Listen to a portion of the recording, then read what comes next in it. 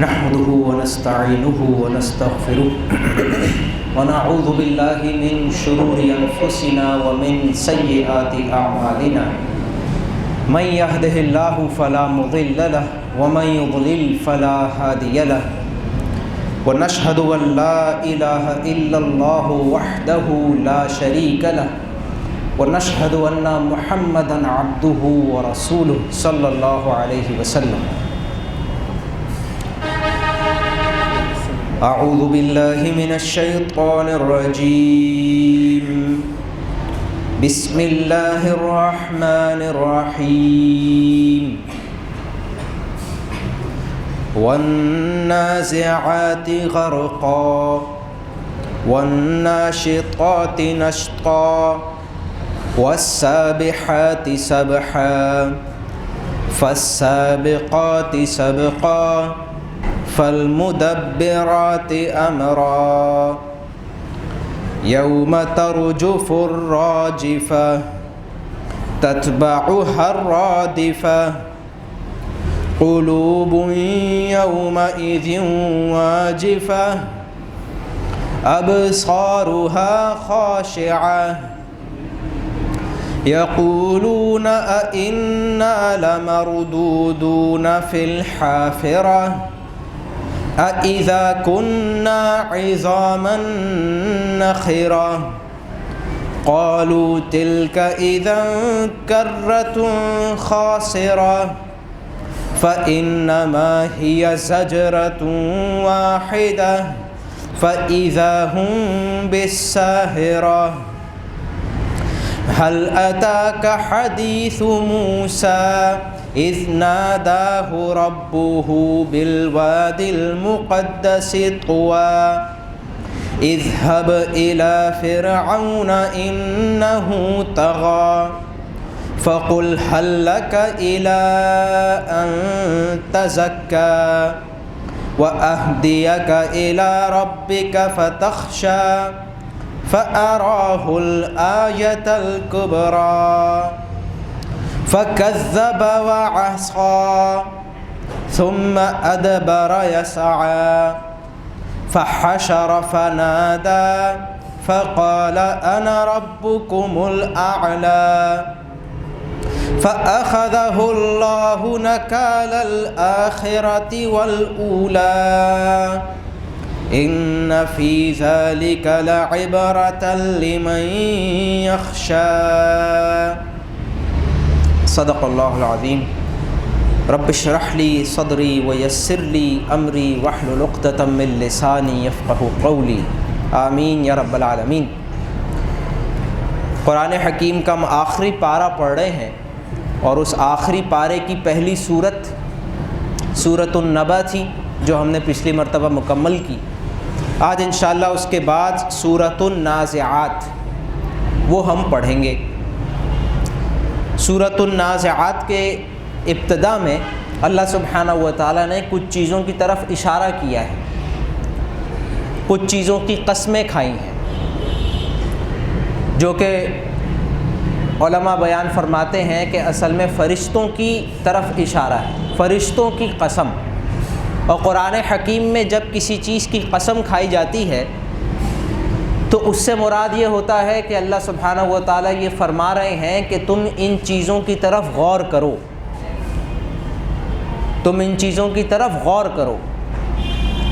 اور اس کے بعد جو بات بیان کی جا رہی ہوتی ہے وہ اصل میں اس بات کا ثبوت ہوتا ہے، یعنی ان چیزوں پر جو قسمیں کھائی گئی ہیں ان پر غور کرو تو تمہیں وہ اگلی بات سمجھ آئے گی. اور وہ کیا بات ہے جو ان تمام صورتوں کا ٹاپک ہے. اما پارہ کی تمام صورتوں کا ایک ہی ٹاپک ہے اور وہ ہے قیامت، آخرت. اما پارہ کی تمام صورتوں کا ایک ہی ٹاپک ہے اور وہ یہ ہے کہ یہ زندگی جو ہم گزار رہے ہیں یہ اصل نہیں، یہ امتحان ہے. اصل زندگی مرنے کے بعد شروع ہوگی. اور یہ وہ بات ہے کہ جو مشرکین مکہ بھول چکے تھے. جب قرآن حکیم نازل ہو رہا تھا تو قریش کے لوگ اللہ کو مانتے تھے اور بہت ساری عبادتیں بھی کرتے تھے، لیکن آخرت کو بھول چکے تھے، اللہ کے ساتھ مختلف خداؤں کو انہوں نے شامل کر دیا تھا۔ تو پچھلی مرتبہ بھی ہم نے یہ بات دیکھی کہ سورۃ النبأ میں بھی اللہ سبحانہ و تعالیٰ نے اس کو جس طرح سے بیان فرمایا ہے وہ یہی ہے کہ مکہ کے اندر آخرت کے بارے میں کنفیوژن اور ڈیبیٹ شروع ہو گئی ہے، ایک بحث شروع ہو گئی ہے، ایک ڈسکشن شروع ہو گیا ہے۔ بہت سارے لوگ اس بارے میں کچھ باتیں کر رہے ہیں، اور اس کی طرف ایک اشارہ اس صورت میں بھی آ جائے گا۔ انہیں اس بات کا خیال نہیں رہا تھا کہ مرنے کے بعد زندگی اصل زندگی ہے، اور یہی حال کچھ آج ہمارا بھی ہے۔ آج کے مسلمان وہ اللہ کو بھی مانتے ہیں، رسول کو بھی مانتے ہیں، اور آخرت کو بھی مانتے ہیں، لیکن ہم اپنی روز ڈیلی لائف کیسے گزارتے ہیں، ہم اپنی زندگی میں کون سا پلانز بناتے ہیں، ہماری زندگی میں کامیابی کے معیارات کیا ہیں، ہماری امنگیں کیا ہیں، پریشانیاں کیا ہیں، کون سی چیزیں ہیں کہ جس کو ہم آئیڈیالائز کرتے ہیں، کون سے لوگ ہیں جن جیسا ہم بننا چاہتے ہیں۔ یہ سب کچھ ڈیفرنٹ ہے، یہ سب کچھ غلط ہے۔ اگر اصل زندگی مرنے کے بعد شروع ہوگی تو کامیاب لوگ وہ ہیں جو وہاں کامیاب ہیں۔ اگر اصل زندگی مرنے کے بعد ہے تو کامیاب لوگ کون ہیں؟ جو جہنم سے بچ گئے اور جنت میں چلے گئے۔ فمن زحزح عن النار وادخل الجنۃ فقد فاز، جو جہنم سے بچا لیا گیا، جنت میں داخل کر دیا گیا، وہ کامیاب ہے۔ لہٰذا عقل مند آدمی کون ہوگا؟ جو ان لوگوں کو آئیڈیالائز کرے گا جو آخرت میں کامیاب ہے۔ وہ کون ہیں؟ وہ اللہ کے انبیاء ہیں، اللہ کے نیک لوگ ہیں، صحابہ ہیں، انہیں آئیڈیالائز کیا جائے گا۔ لیکن ہمارا معاملہ کیا ہے کہ ہم آئیڈیالائز کرتے کافروں کو، ہم کن جیسا بننا چاہتے ہیں، کن کے درمیان رہنا چاہتے ہیں۔ تو آج ہمارا مسئلہ بھی یہ بن گیا ہے کہ ہم آخرت کو مانتے ہیں لیکن اس کو بھول گئے، اس کی اہمیت، حقیقت کو بھول گئے ہیں۔ تو ہمارا معاملہ کافی سملر ہے۔ قریش بھی ایک ایسی قوم تھی جو عبادتیں کرتی تھی، حج کرتی تھی، طواف کرتی تھی، نماز پڑھتے تھے، روزے بھی رکھتے تھے، صدقات بھی دیتے تھے، شریعت بھی تھی، لیکن آخرت بھول گئے تھے۔ تو یہ سارے کام دنیا کے لیے ہی ہو رہے تھے، یہ سارے کام بھی دنیا کے لیے ہو رہے ہیں۔ نیکی کے کام بھی دکھاوے کے لیے ہو رہے ہیں یا رسم کے طور پر ہو رہے ہیں، لاشعوری طور پر کہ معلوم نہیں کہ کیا کر رہے ہیں۔ لہٰذا ان صورتوں میں اللہ سبحانہ و تعالیٰ نے قیامت کے لیے دلائل بیان کیے، دلائل فراہم کیے۔ اس میں سے ایک بہت بڑی دلیل جو ابتدائی آیات میں آ رہی ہے وہ فرشتوں کا نظام ہے۔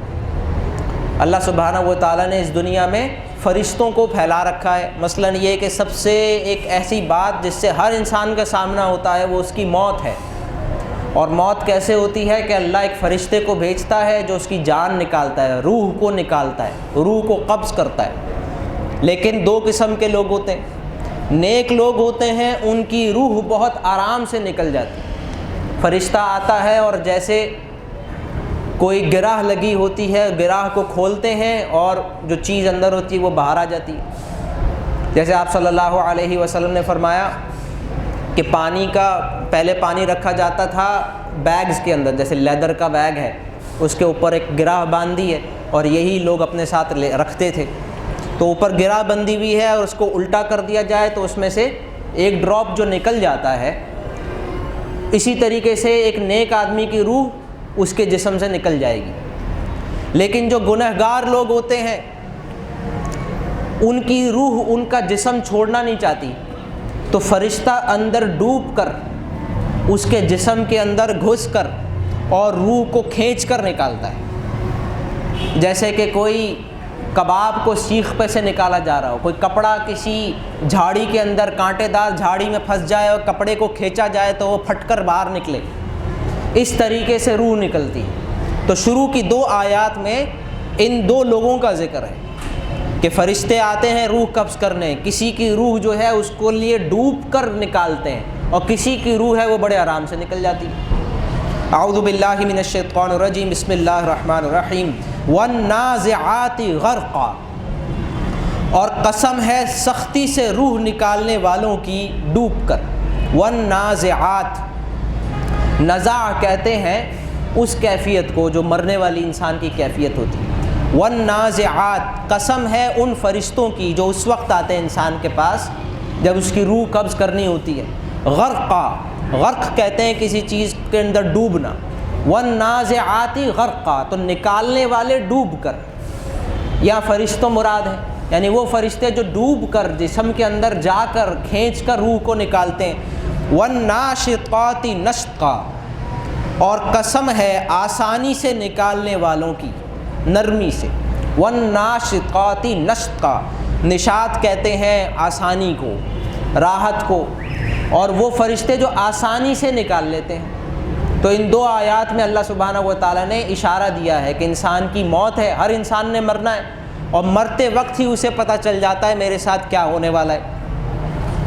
والسابحات سبحا، اور قسم ہے تیزی سے تیرنے والے فرشتوں کی، تیرنے والے فرشتوں کی تیزی سے. والسابحات سبحا، وہ فرشتے جو روم اراؤنڈ کر رہے ہیں. اللہ سبحانہ و تعالیٰ نے یہ دنیا چلانے کے لیے فرشتوں کی ڈیوٹیز لگا رکھی ہیں، جیسے کہ ہمیں احادیث میں ملتا ہے کہ پہاڑوں کا ایک فرشتہ ہے، بارش کا ایک فرشتہ ہے، اناج پہنچانے کا ایک فرشتہ ہے، اسی طریقے سے حفاظت کے فرشتے ہیں، ہر انسان کے اعمال لکھنے والے فرشتے ہیں. تو یہ سارے فرشتے ہیں جو یہ دنیا ایکچولی رن کر رہے ہیں. ہمیں ایسا لگتا ہے کہ یہ ہم رن کر رہے ہیں یا دنیا خود بخود چل رہی ہے، فزیکل لاز کی وجہ سے دنیا چل رہی ہے، لیکن اصل میں تو اللہ سبحانہ و تعالیٰ فرشتوں کے ذریعے چلا رہا ہے، لیکن اس پورے نظام کو اللہ نے چھپا دیا ہے. والسابحات سبحا، وہ فرشتے جو تیزی سے تیر رہے ہیں یعنی چل پھر رہے ہیں. فالسابقات سبقا، پھر آگے بڑھنے والے، سبقا کسی سے آگے نکل جانے والے، کہ فرشتے اللہ کا حکم پورا کرنے کے لیے ایک دوسرے سے آگے نکلنے کی کوشش کرتے ہیں. فالمدبرات امرا، پھر ان فرشتوں کی قسم جو تدبیر کرنے والے ہیں ہر امر کی. فالمدبرات امرا، یعنی اللہ نے کوئی حکم دیا ہے اس حکم کو پورا کرتے ہیں. فالمدبرات امرا، وہ کہ جو حکم کو پورا کرنے کے لیے عمل کرتے ہیں. تو 5 آیات میں اللہ سبحانہ و تعالیٰ نے فرشتوں کی طرف اشارہ کیا ہے کہ ان پر غور کرو. یہ جو فرشتوں کا نظام اللہ سبحانہ و تعالیٰ نے بنایا ہے اور اللہ چلا رہا ہے، اس پر غور کرو. تو اس پر غور کرنے سے کیا پتہ چلے گا کہ اگر یہ دنیا کوئی بیکار چیز ہوتی، یہ دنیا کی زندگی کا کوئی نتیجہ نہ ہوتا، تو اللہ اس کو اتنا کلوزلی واچ نہ کر رہے ہوتے، بلکہ بنا کر کسی جگہ پھینک دیا ہوتا اور یہ آٹومیٹک چل رہی ہوتی. لیکن یہاں تو ہر چیز کی کیلکولیشن ہے، کس آدمی نے کب مرنا ہے، کس کو کتنا رزق دیا جائے. تو اللہ سبحانہ و تعالیٰ نے یہ نظام کیوں بنایا ہوا ہے؟ تو پھر اس کا مطلب کیا ہے کہ یہ ایک فرسٹ اسٹیپ ہے ٹورڈز another اسٹیپ. یہ جو ہماری دنیا کی زندگی ہے، یہ پہلا اسٹیپ ہے ایک دوسرے بہت بڑے اسٹیپ کے لیے، جو کہ قیامت ہے، جو کہ مرنے کے بعد کی زندگی ہے. اس دنیا کی زندگی سے ڈیسائیڈ ہوگا کون جنت میں جائے گا اور کون جہنم میں جائے گا. اسی لیے اس کو اتنا کلوزلی واچ کیا جا رہا ہے. اس لیے فرمایا یوم ترجف الراجفہ، جس دن کانپے گی کانپنے والی. یوم ترجف الراجفہ، جس دن ہلائی جائے گی. الراجفہ، وہ جو ہلانے والی ہے، یعنی کہ یہ زمین ہلائی جائے گی اور سور پھونکا جائے گا تو اس زمین میں زلزلہ آ جائے گا. ایسا زلزلہ جو بیک وقت پوری زمین پہ، جیسے کہیں زلزلہ آتا ہے آج تو وہ کسی ایک سپاٹ پر ہوتا ہے اور چھوٹا سا ہوتا ہے. ایک پہاڑ ذرا سی اپنی موومنٹ کر دے تو اس جگہ پہ زلزلہ آ جاتا ہے. جب سارے پہاڑ ایک ساتھ چلنے لگیں گے، اپنی اپنی جگہ چھوڑ دیں گے اس پوری دنیا میں، تو وہ ہے بہت بڑا زلزلہ، جس کو اللہ سبحانہ و تعالیٰ نے سورہ حج میں فرمایا یا ایھا الناس اتقوا ربکم ان زلزلۃ الساعۃ شیء عظیم. اے انسانوں ڈرو اپنے رب سے، بے شک اس دن قیامت کا زلزلہ بہت بڑی چیز ہے، بہت بڑا زلزلہ ہے. یوم ترجف الراجفہ، کہ جس دن ہلانے والی ہلائی جائے گی. تتبعها الرادفہ، اور اس کے پیچھے ایک اور آئے گی. ایک سور پھونکا جائے گا، اس کے پیچھے ایک اور سور پھونکا جائے گا. قلوب یومئذ واجفہ، کئی دل اس دن دھڑکتے ہوں گے، ڈرے ہوئے ہوں گے. جیسے انسان کو ڈر ہوتا ہے تو اس کا دل تیزی سے دھڑکنے لگتا ہے. قلوب یومئذ واجفہ، کئی دل اس دن دھڑکتے ہوں گے، ابصارها خاشعہ، اور ان کی نگاہیں جھکی ہوئی ہوں گی۔ یعنی پہلا سور پھونکا جائے گا تو روٹین ختم، زلزلہ آئے گا، پہاڑ ہلیں گے اور دریا ابل جائیں گے، سمندر زمین پر آ جائے گا، دریا ابلنے لگیں گے، لوگ دوڑیں گے اور مرنے لگیں گے، اس کے بعد سب مر جائیں گے۔ پھر ایک اور سور پھونکا جائے گا اور سب اپنی اپنی قبروں سے کھڑے ہو جائیں گے، میدان حشر میں جمع ہو جائیں گے اور اپنے اپنے نامہ اعمال کا انتظار کریں گے۔ اللہ ان کا نامہ اعمال ان کے ہاتھ میں دے گا اور پھر ان سے سوال جواب کرے گا۔ لہٰذا یہ وہ وقت ہے کہ انسان شرمندہ ہوگا۔ جس آدمی کو معلوم ہے کہ اس نے زندگی گناہوں میں گزاری ہے وہ شرمندہ ہوگا۔ ابصارها خاشعہ، ان کی نگاہیں جھکی ہوئی ہوں گی، نیچے ہوں گی۔ یقولون انا لمردودون فی الحافرہ، یہ لوگ آج کہتے ہیں کہ بے شک ہم ضرور کیا لوٹائے جائیں گے پہلی حالت میں۔ یعنی یہ قیامت کا کچھ منظر کھینچ کر اللہ سبحانہ و تعالیٰ نے سوال کیا ہے آج، کہ آج یہ لوگ کہتے ہیں کہ یہ کیسے ہو سکتا ہے کہ مرنے کے بعد ہم دوبارہ زندہ کر دیے جائیں، پہلی والی حالت میں لوٹا دیے جائیں۔ اذا کنا عظاما نخرا، کیا جب ہم ہو جائیں گے ہڈیاں بوسیدہ، مر کے ہڈی ہڈی ہو جاتا ہے انسان، اس کی ہڈیاں بھی سوکھ جاتی ہیں، تو یہ کیسے ممکن ہے کہ دوبارہ زندہ کر دیا جائے؟ قالوا تلک اذا کرۃ خاسرہ، تو وہ کہتے ہیں کہ اگر ایسا ہو گیا تو یہ بڑے خسارے والا ہمارا لوٹنا ہوگا۔ قالوا تلک اذا کرۃ خاسرہ، کہ یہ ہوگا لوٹنا بہت خسارے والا۔ یعنی ان لوگوں کو یہ بات لگ رہی ہے کہ اگر واقعی ہمارا نامہ اعمال ہمارے سامنے پیش کر دیا گیا تو ہم تو گئے، تو ہم تو برباد ہو گئے۔ یہ ہے انسان کا معاملہ کہ وہ اپنے آپ کو جانتا ہے۔ اور جب مکہ میں آپ صلی اللہ علیہ وسلم یہ بات کر رہے تھے، قرآن حکیم بیان کر رہے تھے، تو بہت سے ایسے لوگ ہیں جنہیں یہ بات صحیح محسوس ہو رہی تھی، صحیح لگ رہی تھی کہ یہ تو بالکل ٹھیک ہے کہ اللہ نے یہ دنیا بنائی، ہمیں بنایا، ہر چیز اپنی اپنی جگہ رکھی، تو کس لیے رکھی؟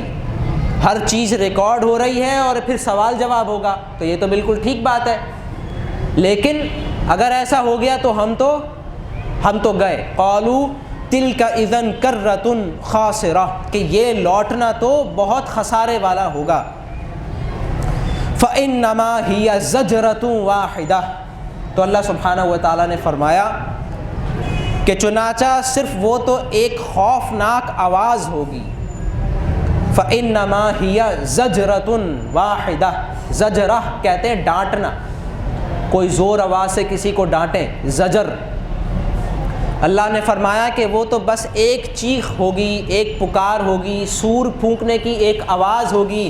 فَإِذَا هُمْ بِالسَّاهِرَةِ، تو یکایک وہ لوگ کھلے میدان میں ہو جائیں گے۔ تو یکایک ایک دم اچانک سب اسٹینڈ ہوں گے، جیسے اسمبلی ہوتی ہے، جیسے سب لوگ کھڑے ہوئے ہوتے ہیں۔ ان لوگوں کو لگتا ہے کیسے ہوگا، مرنے کے بعد تو ہم بوسیدہ ہو جائیں گے۔ اللہ فرماتے ہیں کیسے کیا ہوگا، بس ایک آواز، ایک سور پھونکا جائے گا اور سب کے سب میدان حشر میں کھڑے ہوں گے، جمع ہوں گے۔ هل اتاک حدیث موسیٰ، اے نبی صلی اللہ علیہ وسلم، کیا آپ تک موسیٰ علیہ السلام کا واقعہ پہنچا ہے؟ اذ ناداہ ربہ بالوادی المقدس طویٰ، جب پکارا ان کو، یعنی موسیٰ علیہ السلام کو ان کے رب نے ایک مقدس وادی طویٰ میں۔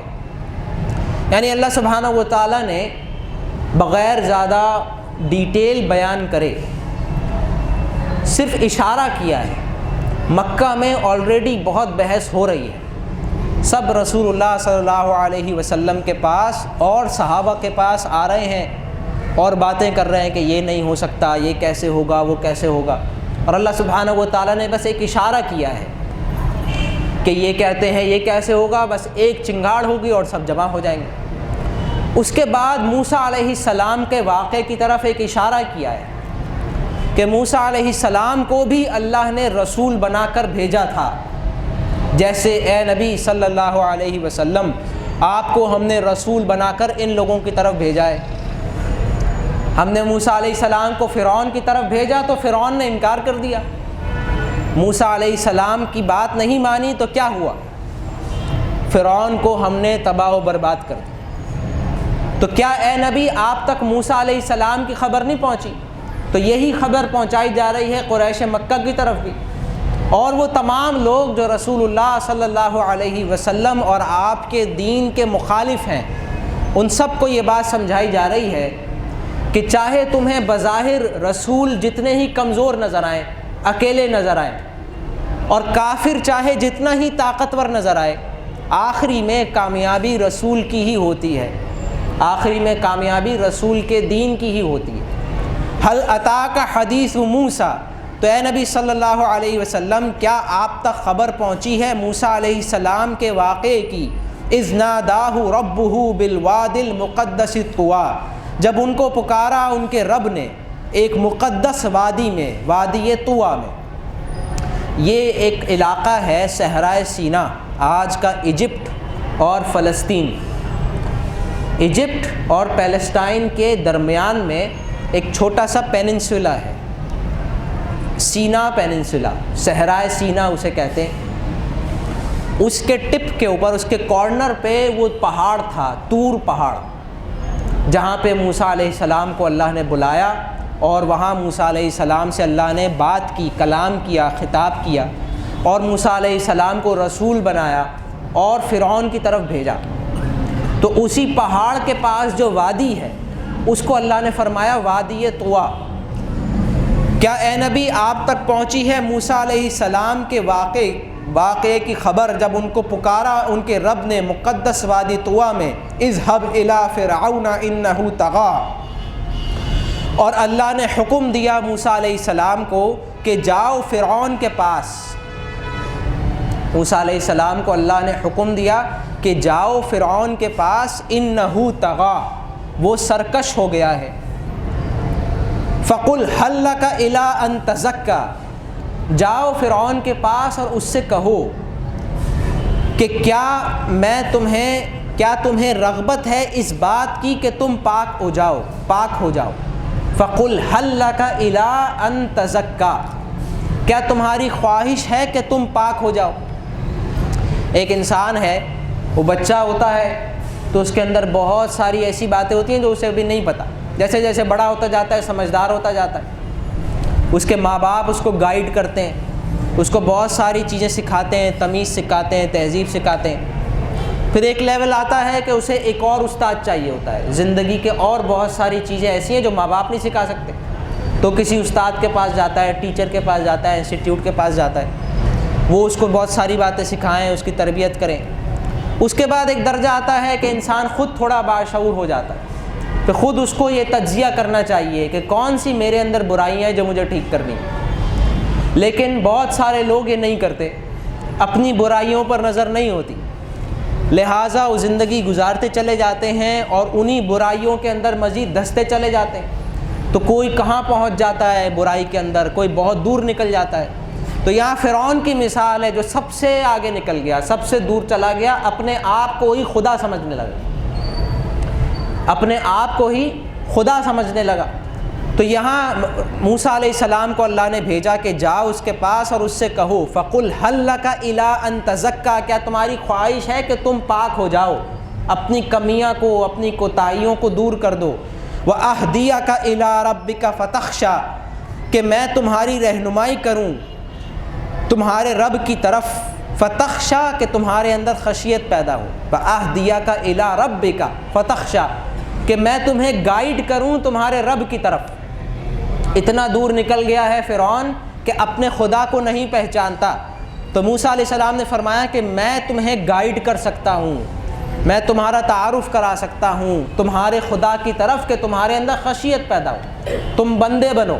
اللہ کا بندہ جو ہوتا ہے وہ جھکا ہوا ہوتا ہے، اور خدا جو اپنے آپ کو سمجھتا ہے وہ متکبر ہوتا ہے۔ فَأَرَاهُ الْآيَةَ الْكُبْرَىٰ، تو اللہ سبحانہ و تعالی نے فرمایا تو موسیٰ علیہ السلام نے دکھائی فرعون کو بہت بڑی نشانی، فَأَرَاهُ الْآيَةَ الْكُبْرَى، تو موسیٰ علیہ السلام نے فرعون کو دکھائی بہت بڑی نشانی۔ نشانی کا کیا مطلب ہے؟ نشانی کا مطلب ہے ثبوت۔ موسیٰ علیہ السلام گئے فرعون کے پاس اور اس سے کہا مجھے اللہ نے بھیجا ہے، مجھے اللہ نے بھیجا ہے، اور اللہ نے مجھے یہ پیغام دے کر بھیجا ہے تمہارے لیے۔ تو فرعون نے پوچھا کہ ثابت کرو، میں کیسے مان لوں تمہیں اللہ نے بھیجا ہے؟ تم تو ایک عام سے انسان ہو ہماری طرح۔ تو جب بھی اللہ کسی رسول کو بھیجتے ہیں تو ایک ایسی دلیل، ایسا ثبوت دے کر بھیجتے ہیں کہ وہ یہ ثابت کر سکے کہ مجھے واقعی اللہ نے بھیجا ہے۔ تو اللہ نے موسیٰ علیہ السلام کو معجزے دیے کہ ان کی سانپ لاٹھی جو ہے سانپ بن جاتی تھی، ان کا ہاتھ جو ہے بغل سے نکالے تو وہ چمکتا تھا، ید بیضا دیا۔ اس کے علاوہ اور بھی بڑے بڑے معجزے جو قرآن حکیم میں دوسری جگہوں پر آتے ہیں کہ فرعون نے موسیٰ علیہ السلام کی مخالفت کی، ان کی بات نہیں مانی، انہیں تکلیف پہنچائی، تو اللہ نے مصر میں، ایجپٹ میں جہاں کا بادشاہ تھا فرعون، ادھر مختلف قسم کے عذاب نازل کیے، ایسے ایسے عذاب جو عام نہیں تھے، جو خاص تھے، جیسے خون کی بارش ہونا، مینڈکوں کا ہر جگہ پھیل جانا، اس طریقے سے مختلف قسم کے عذاب جو غیر معمولی ہیں، جس سے صاف پتہ چلتا تھا کہ یہ ہماری نافرمانی کی وجہ سے اللہ نے بھیجا ہے۔ تو یہ لوگ آتے تھے موسیٰ علیہ السلام کے پاس، فرعون کے لوگ آتے تھے موسیٰ علیہ السلام کے پاس اور کہتے تھے کہ اللہ سے دعا کرو، اپنے رب سے دعا کرو کہ یہ عذاب رک جائے تو ہم تمہاری بات مان لیں گے۔ تو موسیٰ علیہ السلام دعا کرتے تھے تو وہ عذاب رک جاتا تھا، لیکن پھر بھی وہ بات نہیں مانتے تھے۔ لیکن کم از کم اللہ نے ثابت تو کر دیا کہ موسیٰ علیہ السلام کو واقعی اللہ ہی نے بھیجا ہے، وہ جھوٹ نہیں بول رہے۔ تو اللہ سبحانہ و تعالیٰ انہیں اس کو اپنے ذمے لیا ہے، اگر کسی کی طرف رسول بھیجا جائے تو ثابت کر دے، جو بھی ثابت کروانا چاہتا ہو، جس کے دل میں ہدایت کی طلب ہوگی اسے ثابت ہو جائے گا۔ فَأَرَاهُ الْآيَةَ الْكُبْرَى، تو اللہ نے اس کو دکھائی بہت بڑی نشانی، بہت بڑا معجزہ۔ فَكَذَّبَ وَعَصَىٰ، لیکن فرعون نے نافرمانی کی اور جھٹلا دیا۔ فرعون نے نافرمانی کی، فَكَذَّبَ وَعَصَىٰ، اس نے جھٹلا دیا اور نافرمانی کی۔ یہ اصل میں سنایا جا رہا ہے مشرکین مکہ کو، پرائمریلی انیشلی انہی کو سنایا جا رہا ہے کہ تمہاری طرف بھی محمد آئے، تم نے ان پر اعتراض کیا کہ ہم کیسے مان لیں آپ کو اللہ نے بھیجا ہے، تو اللہ نے تمہیں بڑی بڑے نشانیاں دکھائیں، بڑے بڑے معجزے جو محمد الرسول اللہ صلی اللہ علیہ وسلم نے دکھایا، جس میں سے سب سے بڑا معجزہ خود قرآن حکیم ہے۔ تو تم نے بھی فرعون والا عمل کرو گے تو فرعون والا نتیجہ بھی نکلے گا۔ فرعون نے کیا کیا؟ فَكَذَّبَ وَعَصَىٰ، اس نے جھٹلا دیا اور نافرمانی کی۔ ثُمَّ أَدْبَرَ يَسْعَىٰ، پھر وہ پیٹھ پھیر کر چلا گیا اور کوششوں میں لگ گیا۔ ادبرا یعنی پیٹھ پھیر کر، موسیٰ علیہ السلام سے ہٹ کر اپنے کمرے میں گیا، اپنے لوگوں میں گیا۔ وَيَسْعَىٰ، اسٹرگل، اسٹرائیونگ، محنت مشقت کرنے لگا، کس کام میں؟ موسیٰ علیہ السلام کی مخالفت میں۔ تو یہ ہر اس آدمی کو سنایا جا رہا ہے جو دین کے مخالفت میں پلاننگ کر رہے ہیں، کوششیں کر رہے ہیں، کہ فرعون نے بھی کیا تھا۔ ثُمَّ أَدْبَرَ يَسْعَىٰ، پھر اس نے پیٹھ پھیری اور کوششوں میں لگ گیا۔ فَحَشَرَ فَنَادَىٰ، پھر اس نے سب کو جمع کیا، فنادا اور پکارا، فحشر سب کو جمع کیا، جیسے میدان حشر ہے، اس میں ہم اس کو میدان حشر کہتے ہیں کیونکہ سب جمع ہوں گے۔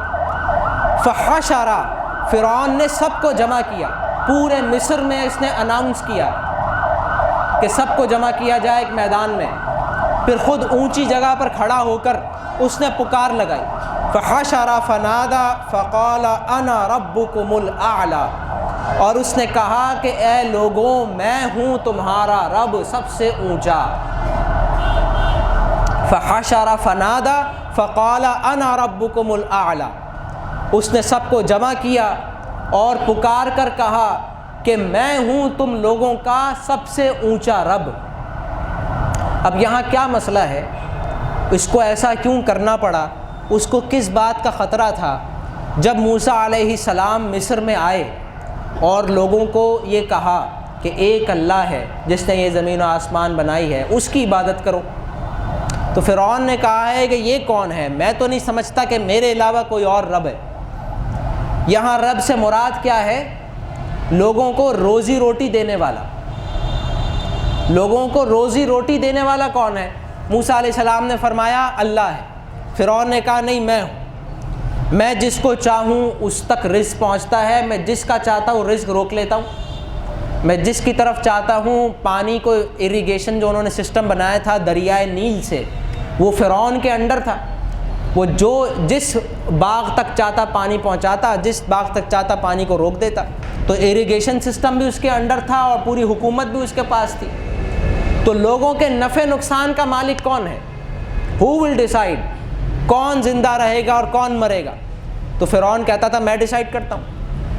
اور انسان جس کو اپنے نفع نقصان کا مالک سمجھتا ہے اس کی آؤ بھگت کرتا ہے، اس کے پیچھے پیچھے پھرتا ہے، اسی کے پاس جاتا ہے اپنے مسئلے لے کر، اسی سے دعا کرتا ہے۔ انسان جس کو اپنے نفع نقصان کا مالک سمجھتا ہے اس کی بات مانتا ہے، اس سے ڈرتا ہے، اس کی رضامندی کی کوشش کرتا ہے اور اسی سے دعا کرتا ہے، اسی کے پاس جاتا ہے۔ اور فرعون کہتا تھا یہ سب میں ہوں۔ لیکن جب موسیٰ علیہ السلام آئے، انہوں نے کہا نہیں تمہارا رب کوئی اور ہے۔ تو فرعون نے موسیٰ علیہ السلام کو چیلنج کیا کہ ثابت کرو۔ موسیٰ علیہ السلام نے عصا اپنا پیش کیا، وہ سانپ بن گیا۔ انہوں نے کہا یہ تو ہم بھی کر سکتے ہیں۔ تو انہوں نے جادوگروں کو بلایا اور ایک مقابلہ ہوا موسیٰ علیہ السلام کا جادوگروں سے۔ تو جادوگروں نے بھی اپنی رسیاں پھینکی اور لوگوں کو ایسا لگا کہ یہ سانپ بن گئی ہیں، ہل رہی ہیں۔ لیکن موسیٰ علیہ السلام نے جب اپنے عصا رکھا وہ سانپ بنا، تو وہ سانپ ان کی رسیوں کو کھا گیا۔ تو جادوگر سجدے میں گر گئے۔ جادوگروں نے کہا کہ ہم ایمان لے آئے موسیٰ علیہ السلام کے رب پر، یہ جو یہ دکھا رہے ہیں یہ جادو نہیں ہے، یہ واقعی اللہ ہی کی طرف سے دیا ہوا معجزہ ہے۔ تو جتنے لوگ وہاں موجود تھے انہوں نے کیا فیل کیا کہ فرعون ہار گیا۔ اس کے بعد جب فرعون نے موسیٰ علیہ السلام کو قتل کرنے کی کوشش کی یا ان کا راستہ روکنے کی کوشش کی، کچھ نہ کچھ ایسا ہو گیا کہ وہ نہیں کر سکا، بلکہ ایسے ایسے عذاب آنا شروع ہو گئے کہ فرعون بے بس ہو گیا، خون کی بارش ہونا شروع ہو گئی، ساری فصل ضائع ہو گئی، فصلوں کے اندر ایسے ایسے کیڑے آ گئے کہ ساری فصل ضائع ہو گئی، اور فرعون کے پاس لوگ آتے اپنا مسئلہ لے کر اور وہ کچھ نہیں کر سکتا۔ آخر کار لوگوں کو کس کے پاس جانا پڑا؟ موسیٰ علیہ السلام کے پاس، کہ رب سے دعا کرو کہ یہ عذاب ٹل جائے۔ موسیٰ علیہ السلام نے دعا کی، عذاب ٹل گیا۔ تو کیا میسج ملا لوگوں کو؟ کون ہے رب؟ تو اب فرعون کو یہ لگ رہا تھا کہ اس کی پوزیشن ہلتی جا رہی ہے۔ اب وہ جو اس کی پوزیشن تھی لوگوں کے سامنے کہ میں تمہارا رب ہوں، وہ ہل رہی ہے، اور لوگوں کو لگ رہا ہے یہ رب نہیں ہے، یہ تو ایک عام انسان ہے، رب تو کوئی اور ہے۔ لہٰذا اس نے سب کو جمع کیا اور کہا کہ میں ہوں تم سب کا رب، اور یہ وارننگ تھی، دھمکی تھی کہ جس نے یہ نہیں مانا میں اسے قتل کر دوں گا۔ فقال انا ربکم الاعلی، تو اس نے سب کو جمع کیا اور پکار کر کہا کہ میں تم سب کا رب ہوں، سب سے بڑا۔ فاخذہ اللہ نکال الآخرۃ والاولی، چنانچہ پکڑ لیا اس کو اللہ نے عذاب میں، ایسا عذاب جو عبرت بن گیا، پہلے والوں کے لیے بھی بعد والوں کے لیے۔ فاخذہ اللہ نکال الآخرۃ والاولی، نکال کہتے ہیں عبرت کو، ایسی سزا دینا جو سب کے لیے ایک عبرت بن جائے۔ اور فرعون کو اللہ نے ایسا ہی عذاب دیا کہ موسیٰ علیہ السلام بنی اسرائیل کو لے کے جا رہے تھے سمندر پھاڑ کے، سمندر کے بیچوں بیچ، اور فرعون نے بھی اپنے لشکر کے ساتھ پیچھا کرنے کی کوشش کی، تو کیا ہوا؟ سمندر دوبارہ اپنی جگہ پر آ گیا اور فرعون کو بھی ڈبا دیا، پورے لشکر کو بھی ڈبا دیا۔ لیکن فرعون کی لاش کو اللہ نے بچا لیا۔ قرآن حکیم میں آیا ہے کہ اللہ نے کہا کہ میں تمہارے جسم کو قیامت تک سلامت رکھوں گا، ورنہ جسم سڑ جاتا ہے، آدمی مر جائے تو اس کا جسم زیادہ دیر سروائیو نہیں کرتا، سڑ جاتا ہے، اس پہ کیڑا لگ جاتا ہے۔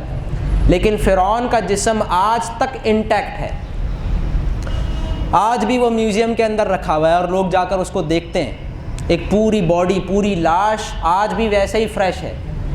تو اللہ سبحانہ و تعالیٰ نے فرعون کو ایسی سزا دی جس نے رب ہونے کا ایسے دعویٰ کیا تھا کہ وہ عبرت بن جائے قیامت تک لوگوں کے لیے۔ ان فی ذلک لعبرۃ لمن یخشی، بے شک اس واقعے میں عبرت ہے ہر اس شخص کے لیے جو ڈرے، جو اللہ سے ڈرے۔ تو انسان کو چاہیے کہ وہ اپنی حیثیت کو پہچانے وہیں رہے. وہ بندہ ہے، وہ اللہ کا بندہ ہے اور اللہ کا محتاج ہے. اور محتاج کون ہوتا ہے؟ جو دعا کرتا ہو، جو جھکتا ہو، جو ڈرتا ہو. تو اللہ سے ہم ڈر رہے ہوں گے، اللہ سے دعائیں کر رہے ہوں گے، اپنے مسئلے اللہ سے مانگ رہے ہوں گے. اگر ہم بے خوف ہو جائے، مانگنے کو کچھ نہیں، سب چیزیں سیٹلڈ ہیں، سب چیزیں انڈر کنٹرول ہیں، ذرا سا کوئی مسئلہ ہوتا ہے تو ہم کس کے پاس جاتے ہیں؟ کون ہے جو سب سے پہلے ہمارے ذہن میں آتا ہے؟ ہمارا مسئلہ کون حل کرے گا؟ تو بس اس کا مطلب یہ ہے کہ ہمارا ذہن پہلے وہاں جا رہا ہے، حالانکہ پہلے کہاں جانا چاہیے؟ اللہ کی طرف جانا چاہیے. تو اس واقعے میں عبرت ہے ہر اس شخص کے لیے، لمن یخشا، جو ڈرتا ہو. خشیت کا مطلب ہے وہ ڈر جو انسان کو جھکا دے. اللہ سبحانہ و تعالیٰ سے دعا ہے کہ ہمیں سمجھنے کی، عمل کرنے کی توفیق نصیب فرمائے. بارک اللہ لی و لکم و لسائر المسلمین والمسلمات.